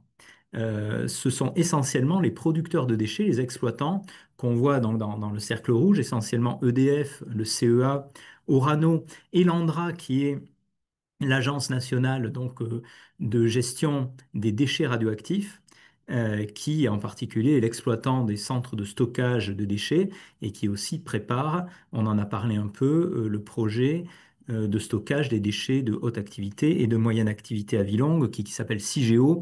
On y reviendra à l'occasion d'un séminaire. Donc ça, c'est vraiment les acteurs industriels et opérationnels du plan. Ils peuvent s'appuyer sur à la fois l'expertise du CEA et de l'autorité de sûreté nucléaire et de radioprotection, sachant que l'autorité de sûreté nucléaire et de radioprotection, elle a également, et je l'ai déjà mentionné, un rôle de contrôle en matière de sûreté nucléaire et de radioprotection, que les dispositions du plan sont mises en œuvre de façon respectueuse évidemment des règles de sûreté nucléaire, de radioprotection, mais aussi en matière de protection de l'environnement et de réduction des inconvénients. De manière plus large, au-delà de l'ASN, et juste je termine sur le transparent précédent, il y a également une évaluation et un contrôle, au-delà du contrôle strictement régalien, qui est également assuré par le Haut Comité à la transparence et l'information en matière de sécurité nucléaire, la Commission nationale d'évaluation, qui travaille en particulier en lien avec le Parlement, et l'Office parlementaire lui-même d'évaluation des choix scientifiques et technologiques, qui est quelque part une courroie de transmission et un lieu de débat et d'expertise au contact direct du Parlement. L'autorité environnementale rend également, comme l'autorité de sûreté nucléaire et de radioprotection d'ailleurs, un avis sur le plan. Et donc le premier projet de plan est soumis à ces avis et il est enrichi en tenant compte. Donc voilà ce que je souhaitais dire sur les acteurs. Peut-être quelques éléments, mais très rapides, sur le dossier du maître d'ouvrage lui-même. Donc on a publié, qui a été évoqué un peu plus tôt dans la réunion. Vous le trouvez évidemment en ligne. L'enjeu, nous, on a souhaité qu'il soit le plus synthétique possible, dans la mesure où, par ailleurs, il y a un site plus technique de référence auquel vous pouvez accéder, qui s'appelle Plan national de gestion des matières et des déchets radioactifs, qui est davantage dans une référence technique de tout l'état de l'art, à la fois de ce qui a été fait dans les précédents plans, et puis des dispositions applicables et de l'état aussi, un peu une photographie de l'inventaire des déchets, de la manière dont on s'en occupe, des matières également. Et le dossier lui-même, on a privilégié une présentation la plus synthétique possible pour ensuite s'attacher à la présentation des questions sur lesquelles en particulier On souhaite recueillir votre contribution. Je ne les discuterai pas toutes parce que ça nous entraînerait trop loin et chacun des webinaires, chacune des réunions physiques qui ont été évoquées par la CPDP permettront de rentrer dans ces sujets. Je voudrais juste en mentionner deux en particulier. Le premier, la première question qui nous intéresse tout particulièrement à la DGEC, c'est comment intéresser la société dans son ensemble à la gestion des matières et des déchets radioactifs. On voit, et c'est l'une des richesses de ce sujet, la contribution d'experts qui est très importante. Ils sont associés d'ailleurs pour certains à la commission d'orientation. Voilà, on s'appuie sur leur contribution qui est de très grande qualité. Et au-delà, il y a vraiment l'enjeu de porter le débat auprès des personnes qui sont peut-être moins expertes et qui ont néanmoins, et on en est sûr, beaucoup de choses à dire. L'enjeu, c'est de les toucher. Et on a fait le constat, c'est l'une des conclusions des précédents débats, des précédents exercices d'élaboration du plan, qu'on a sans doute des progrès encore à faire. Et donc, quelque part, on a un peu un méta-débat disons une question de méthode pour vous solliciter sur quels sont les outils qui vous paraissent les plus efficaces pour que ce débat soit complètement approprié de façon très large dans la société et que d'ailleurs, pour le prochain plan, on puisse mettre en œuvre les outils qui vous auront paru les plus pertinents. Ça, c'est une première question. Et puis la deuxième sur laquelle je souhaite dire un mot en particulier, et ça fait écho effectivement à la question qui a été soulevée par Monsieur Clos, ça fait écho aussi à l'actualité politique en matière énergétique. On voit bien qu'il y a des orientations qui peuvent évoluer en matière de politique énergétique. Et il y a vraiment un enjeu à ce que la gestion des matières et des déchets radioactifs puisse être résiliente à ces évolutions. On a déjà eu un travail sur ce thème à l'occasion du précédent plan, mais on souhaite encore l'approfondir et discuter autant que possible dans l'état de maturité actuel des orientations qui sont encore à confirmer dans leurs détails. Il y a des projets de nouveaux réacteurs de type EPR2, nouveaux réacteurs nucléaires. Il y a également des orientations tendant à poursuivre la mise en œuvre de la politique de valorisation et de retraitement des combustibles usés avec des projets industriels. Et donc, on souhaite discuter autant que possible ces sujets, un peu dans un mode où ces évolutions sont possibles, il faut les préparer et en même temps, elles ne sont pas encore complètement affermies dans leurs détails. Donc ça, c'est aussi l'un des enjeux de résilience du plan par rapport à de possibles évolutions de la politique énergétique.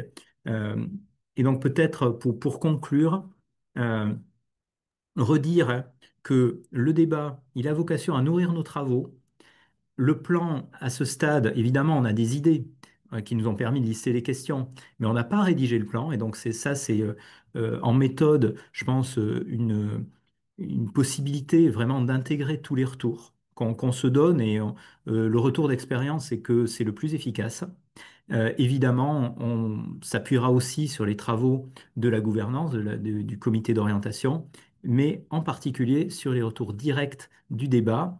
L'enjeu pour nous de ce débat, c'est d'encore renforcer la transparence sur ces sujets, de favoriser leur appropriation la plus large possible pour améliorer la gestion des matières et des déchets radioactifs et enrichir notre planification au regard des enjeux qui nous attendent. Je vous remercie beaucoup. Et donc, on est évidemment à votre disposition pour poursuivre le dialogue, soit aujourd'hui, soit à l'occasion de chacune des réunions qui nous permettront de travailler ensemble. Merci beaucoup. Et sur la plateforme participative, Tout où à la fait, en réponse aux DGEC questions que vous poserez. Et voilà, d'ailleurs, on a l'enjeu du délai de 2-3 semaines qu'on a bien pris en compte. deux Pour vous semaines, répondre. Au plus, au plus. au Si on plus. peut plus Voilà. vite, on le fera. Merci beaucoup. Merci à vous. Merci, Monsieur Bouit. Nous allons maintenant passer à la contribution du groupe citoyen et je vais donner la parole à Véronique Morel, membre de l'équipe du débat. Véronique, tu as la parole. Oui, Rebonsoir à toutes et tous. Nous accueillons ce soir trois représentants du groupe citoyen qui a travaillé avec nous déjà un premier week-end, comme je vous l'indiquais tout à l'heure. Alexia, Fazila et Romain. Alors, je crois que Fazila a une contrainte, comme on a un tout petit peu dépassé le temps à peine, mais pour elle, c'était assez minuté ce soir en termes d'emploi du temps, donc je ne pense pas qu'elle pourra contribuer, mais nous aurons au moins Alexia et Romain qui vont nous présenter, du coup, sur la page suivante. On va les laisser bien sûr libres de leur expression. Ils vont se présenter, ils vont vous expliquer comment ils ont travaillé sur ce premier week-end et leurs premières idées et questions. Alors, je ne sais pas si c'est Romain ou Alexia qui vont Alors, commencer. je vais prendre la parole en premier. Allez, Donc, vas-y. bonjour à toutes et à tous. Je m'appelle Alexia. Je viens de la région lyonnaise pour ma part. Quand on m'a appelé pour me proposer de participer à ce débat public, j'ai trouvé très intéressant de pouvoir y consacrer du temps, car c'est un sujet qui est très flou pour moi et donc et dont je n'avais que des connaissances très limitées. Et je me suis dit que ça ne pouvait être qu'être enrichissant, et effectivement, ça a été le cas. Nous nous sommes retrouvés sur Paris le dernier week-end de septembre avec 19 autres personnes. On était tous issus, on était issus de toute la France, et donc on a fait des groupes de travail sur 2 demi-journées, et on a pris le DMO en main et on a étudié, on a fait un travail dessus. Donc, on a pleinement investi ce document dès le départ. Et effectivement, beaucoup de questionnements et de besoins de clarification sont ressortis de cette lecture. Aujourd'hui, on est là aussi pour se faire un peu entendre et faire remonter des points, des interrogations effectivement, qui sont ressortis de ce week-end. Après une première lecture, on a été interpellé par le contenu du dossier du maître d'ouvrage et son accessibilité. Effectivement, il nous a fallu des explications complémentaires pour mieux comprendre le sujet. Nous nous sommes interrogés sur les raisons pour lesquelles certains éléments n'étaient pas clairs, voire flous ou manquants. Et cela nous a permis de formuler des recommandations afin d'améliorer l'accessibilité du document. Effectivement, on a relevé plusieurs petits points sur l'accessibilité du document, comme des tournures ou les longueurs de phrases. On a l'exemple d'une ou deux questions qui sont sur 6-7 lignes. Donc, c'est voilà, difficilement compréhensible. La qualité et l'absence de certains schémas qui pourraient nous aider à une meilleure compréhension et l'ajout d'éléments de comparaison pour rendre les choses plus claires. On nous parle de milliers de mètres cubes, mais quand on est simple citoyen, des milliers de mètres cubes, ça ne nous parle pas du tout. Alors que si on prend des exemples plus concrets, Tour Eiffel, piscine olympique, enfin, peu importe, quelque chose qui parle vraiment à tout le monde, ça pourrait nous aider à avoir plus de notions de ces quantités qui sont mentionnées dans le DMO. Et enfin, notre interrogation réside dans le fait de savoir pourquoi faire un document difficilement accessible par tous et qui reste tout de même assez flou. Voilà pour ma remontée. Merci beaucoup, Alexia. Est-ce que Romain est là pour Oui, témoigner à son tour? alors je suis tout à fait là, mais il n'y aura pas de caméra suite à des raisons professionnelles. Pour moi, c'est quand j'ai pris le document en main, la première chose que je regardais, c'est chercher dans les annexes un historique des actions qui a été faites. Et vous savez quoi? Je ne les ai pas trouvées. C'est un truc que je trouve que ce qui manque énormément parce que du coup, on part sur un sujet comme tout neuf, en fait, tout vierge. Donc, même s'il y a eu des actions derrière, on ne sait pas ce qui a été fait, ce qui a été proposé ou autre. Ce que je trouve très dommage. Et ce serait un point à rajouter pour les prochains que toutes les actions qui ont été faites, proposées ou autres, soient mises et qu'on voit un état, voire même un, un diagramme ou une frise, je veux dire, historique de temps pour savoir telle action a été prise, elle va être réalisée peut-être dans 2 ans ou un truc comme ça. Mais au moins qu'on a un suivi, on voit les actions qui ont été faites et on voit pourquoi ça a avancé. Et pourquoi ça a été fait. Et après, voir aussi une histoire des actions les actions qui ont été réalisées et les actions qui n'ont pas été réalisées ou refusées et pourquoi. Parce que si on remonte, par exemple, une action qui a été réalisée et que l'année qui suit, ou bien 6 ans après, je crois que c'est, qui suit, on remonte le même problème et qu'on repropose la même action, euh, si avant on a dit qu'elle a été réalisée, pourquoi on doit la reproposer? Voilà, c'est un suivi que je trouve qui manque énormément à ce dossier. Voilà, je crois que j'ai un peu fait le tour de ce que je voulais dire. Super, ben merci beaucoup à tous les deux. Comme ça vous a été indiqué dans le chat, on vous a remis le lien vers leur première contribution, donc de ces 20 personnes qui ont travaillé 2 jours complets sur le sujet du dossier du projet. Donc on vous incite vraiment à télécharger, à lire cette contribution qui témoigne de ce que le groupe a compris, ce qu'il n'a pas compris, ce qui est surprenant, ce qui manque, et puis les premières idées, les questions. C'est vraiment un guide de lecture et d'étonnement très intéressant. Voilà, merci en tout cas, Alexia et Romain. Merci à vous. Merci beaucoup pour votre présentation. Je vais redonner la parole à Julie Dumont qui va nous présenter la partie suivante, en tout cas la troisième étape de notre rencontre de ce soir. Bon, en tout cas, je remercie les membres du panel qui ont eu le courage d'intervenir, parce que c'est pas facile quand on n'est pas ni dans le milieu, ni habitué forcément à prendre la parole en public. C'est un exercice difficile, donc merci à eux. Merci également à la DGEC pour sa présentation et notamment le respect du timing, ce qui nous permet d'être dans les temps. Nous allons procéder maintenant à des ateliers. Les ateliers, ça va être donc techniquement, ne vous inquiétez pas, vous allez être télétransporté dans une salle. On a fait un tri aléatoire, donc c'est Zoom qui décide de là où vous irez. Vous allez vous retrouver donc sur une thématique parmi les 9. Et l'idée, ça va être de travailler sur une questionnement. Alors, qu'est-ce que c'est une questionnement? Eh bien, c'est un mélange entre une discussion et un questionnement. Et donc, c'est une phase de travail où on va que poser des questions sur le sujet sur lequel vous allez être mobilisé.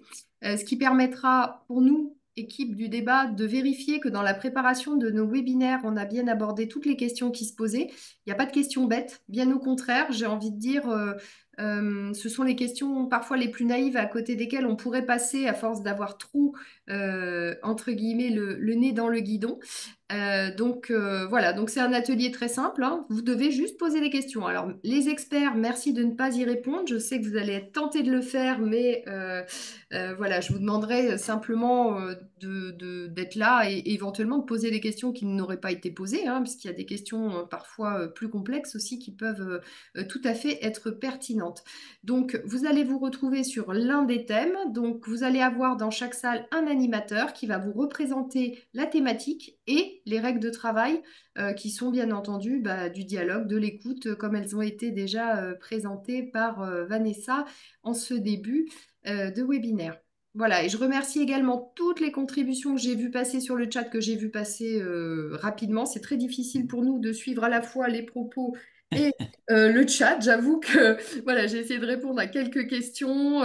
Il y a des remarques qui sont très pertinentes aussi sur les débats publics autour des politiques énergétiques. Voilà, je les ai pas loupés, hein, mais on va y répondre. Alors, ce que je vous propose vraiment, c'est d'utiliser cette plateforme participative qui est à votre disposition pour déposer vos questions, les rendre publiques également les réponses qui seront formulées soit par la DGEC, soit par les équipes du débat. Si jamais vous avez des questions sur les modalités, c'est nous qui y répondrons. Si vous avez des questions plus techniques, eh bien, c'est la DGEC qui se chargera de coordonner l'ensemble des acteurs, hein, que ce soit l'ANDRA, la SNR, etc., pour apporter les réponses les plus précises possibles à tous les questionnements que vous avez.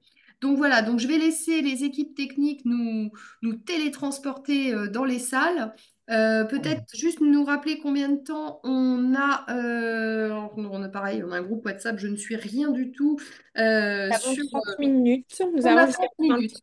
Voilà, donc en 30 minutes, le but, eh bien, c'est d'avoir listé toutes les questions auxquelles les webinaires devront répondre. Et donc, vous allez être sur une thématique. On verra laquelle. C'est un peu plouf-plouf. C'est du hasard, mais ben, ça permettra quand même d'aborder tous ces sujets. Voilà. Donc, je laisse les choses se faire techniquement.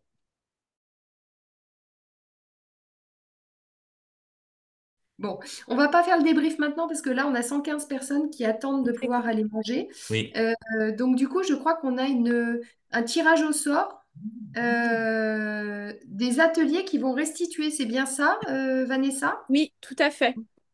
Donc, nous Voilà. allons laisser l'équipe technique, qu'on remercie d'ailleurs de nous avoir assistés pendant cette rencontre, nous faire le tirage au sort et nous donner le groupe qui va intervenir en premier.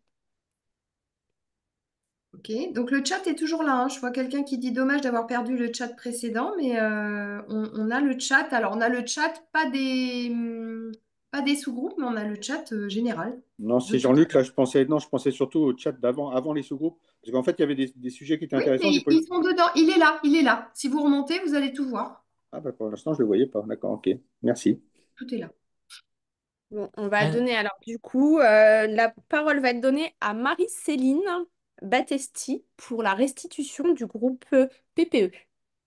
Ah bah, alors c'est nous. Très bien. Euh, donc ce groupe sur la PPE et le PNGMDR qui doit notamment nous permettre de bien préparer et d'affiner ce qu'on est en train de construire pour le webinaire du 21 octobre sur le sujet. Il y a un certain nombre de questions qui ont émergé, notamment une question qui paraît être un préambule, c'est comment aborder la question alors que la PPE n'est pas validée. Comment d'autres questions ont été abordées, notamment sur le lien entre la politique économique, les besoins en énergie et notamment en électricité, et finalement, comment le public est-il en capacité aujourd'hui, à travers le débat, d'intervenir sur ses choix et ses décisions? Une question aussi, comment le public, comment les citoyens peuvent être en mesure d'apporter des solutions nouvelles ou d'autres solutions aux options qui sont aujourd'hui envisagées par les services de l'État. Euh, une question aussi sur le fond, est-ce que finalement la décroissance peut être quelque chose qui peut être évoqué au sein du débat sur le PNGMDR, décroissance du coup en lien avec une nécessité moindre d'électricité et donc peut-être une production moindre nucléaire. Et finalement, est-ce qu'il y a des solutions techniques aujourd'hui qui existent? Et est-ce qu'il y a, par exemple, des réacteurs ou des types de réacteurs nucléaires qui produisent moins de déchets ou qui produisent de façon mixte, peut-être aussi qui permettent de produire de l'énergie ou de la chaleur? Donc on était sur toutes ces questions, mais c'est vrai qu'il y a quand même cette question centrale de comment le public est capable d'intervenir sur ces sujets entre notamment la programmation pluriannuelle de l'énergie et le PNGMDR. Est-ce que le public est en capacité d'apporter de nouvelles solutions techniques ou de réorienter certains choix qui sont faits en matière énergétique à travers ce débat?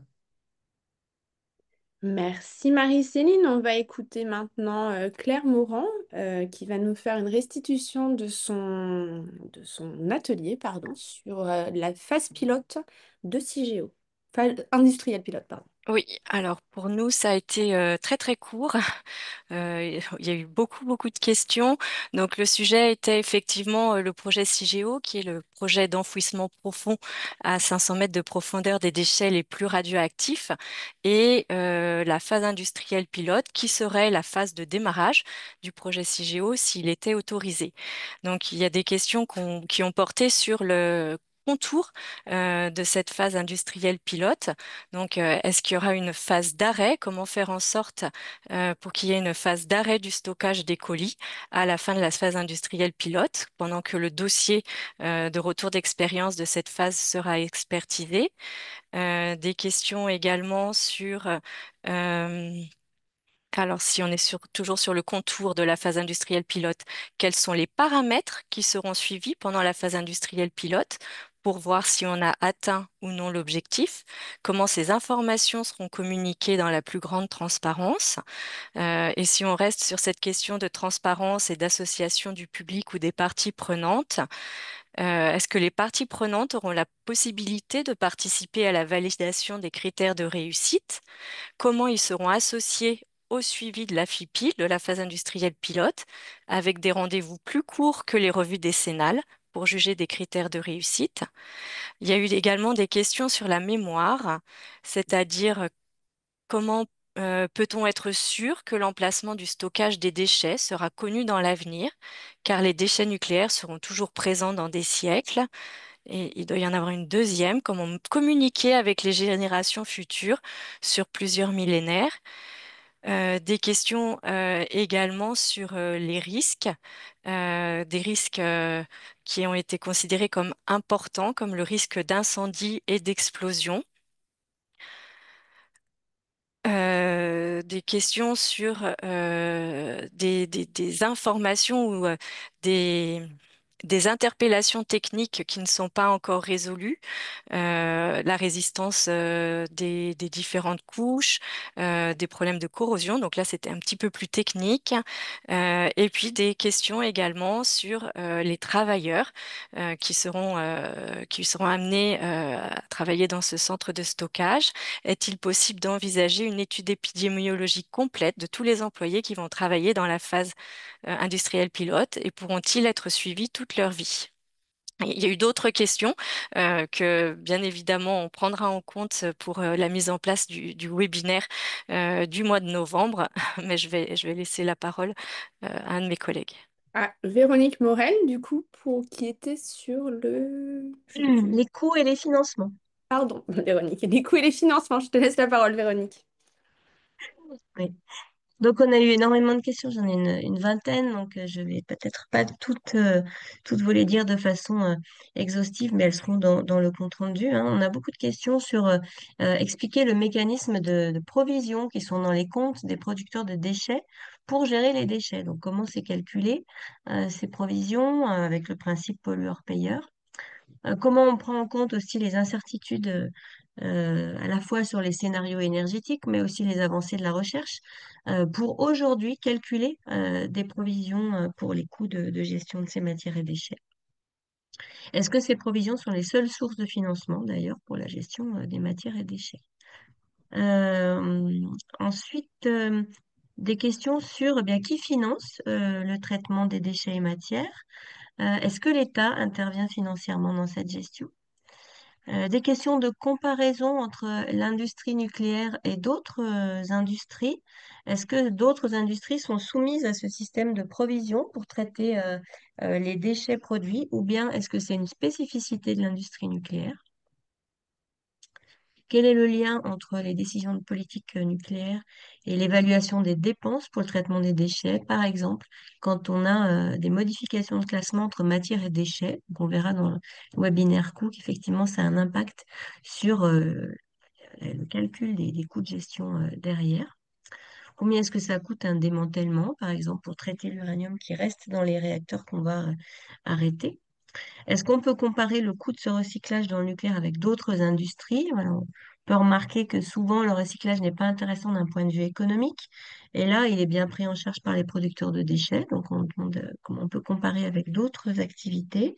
Comparer également avec d'autres pays qui ont une activité nucléaire, mais peut-être différentes typologies de déchets, pas les mêmes que nous. Comment on peut mettre en parallèle le coût du recyclage avec également la valeur que ça peut apporter en termes de souveraineté par rapport, par exemple, au stock du combustible. Des questions sur est-ce que le plan budgétaire de la gestion des déchets sera rendu public au niveau des chiffres et des financements? Quels sont les investissements supplémentaires qui devront être prévus après 2040 pour renouveler les installations de recyclage de combustible dans le futur? Et finalement, une question sur les règles de comptabilité usuelles, donc toujours sur ces provisions-là. Est-ce que vraiment c'est adapté pour des investissements sur des déchets qui portent sur des durées de vie de plusieurs milliers d'années? Voilà pour nous. Merci beaucoup, Véronique. Merci pour ces restitutions des ateliers. Je vais vous donner la parole à Julie Dumont pour peut-être conclure cette rencontre. En vous rappelant effectivement que vous avez quand même la plateforme, vous avez la plateforme participative pour pouvoir vous exprimer. Vous avez aussi une adresse mail sur le site internet du débat pour pouvoir nous envoyer vos questions auxquelles celles qui n'auraient pas pu être posées ce soir. En tout cas, on est là, on est à votre écoute et je laisse Julie Dumont le mot de la fin. Je vous remercie tous vraiment pour votre participation dans la mesure où non seulement nous respectons les délais, mais en plus on repart avec énormément de matière pour préparer les déchets, pour préparer, pardon, les débats. Je vois la question, le groupe 5. En fait, on a fait un tirage au sort de 3 groupes sur les 9 que constituait cette soirée. Donc voilà, donc là pour l'instant, vous n'avez que 3 restitutions.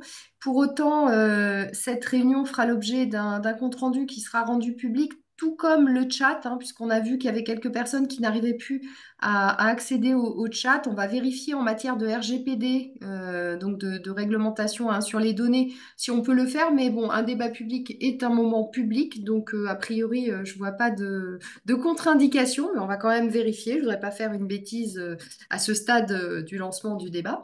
Donc, je voulais remercier donc, tous les participants. Les novices, les experts qui ont réussi à ne pas répondre, en tout cas sur mon groupe, ils ont été sages. On va avoir des prises de parole justement des différents acteurs concernés et à la manœuvre dans les webinaires. Donc, je vous invite vraiment à venir voir et assister aux webinaires. Même s'il y aura des replays, c'est toujours mieux d'être présent et d'assister directement et de poser ces questions en direct. Pour toutes les questions du chat, donc, qui n'ont pas été traitées faute de temps, vous pouvez de nouveau les déposer sur la plateforme participative. Je voulais également remercier toute l'équipe très performante et très impliquée que j'ai constituée pour ce débat public. Voilà, on se souhaite en tout cas, nous, 4 mois d'écoute attentive et nous avons atteint l'objectif. On a des questions, alors des questions qui sont extrêmement pertinentes. Il y a plein de choses sur lesquelles bien, nous, on n'avait pas répondu ou en tout cas, on n'avait pas envisagé ces questions. Donc, ça devient vraiment un complément particulièrement précieux pour la préparation de ce débat, pour sa tenue. Voilà, qui est un espace vraiment libre. Donc, toutes les questions qu'on n'aurait pas abordées, soit dans ces webinaires, soit tout au long du débat, dans l'identification des thématiques, vous êtes invités à les porter au débat, voilà, pour qu'ils puissent figurer dans les comptes rendus et qu'on puisse demander aux uns et aux autres d'apporter des réponses. Alors, quid de la question des démantèlements abordés dans notre atelier? Oui, nous allons bien entendu parler des démantèlements. Ce sera certainement dans le webinaire sur les TFA, donc les très faibles activités, mais pas que. Donc, comme je l'ai dit, certains sujets vont revenir dans plusieurs webinaires. Je remercie également les équipes invisibles, celles qui ont géré ce soir la technique. Et qui nous ont permis voilà, de rendre cette réunion productive. Voilà, donc je vous remercie tous et je vous souhaite une excellente soirée. Je vous donne rendez-vous la semaine prochaine pour le premier webinaire qui concernera donc les impacts des orientations en matière d'énergie sur les déchets radioactifs. Merci beaucoup.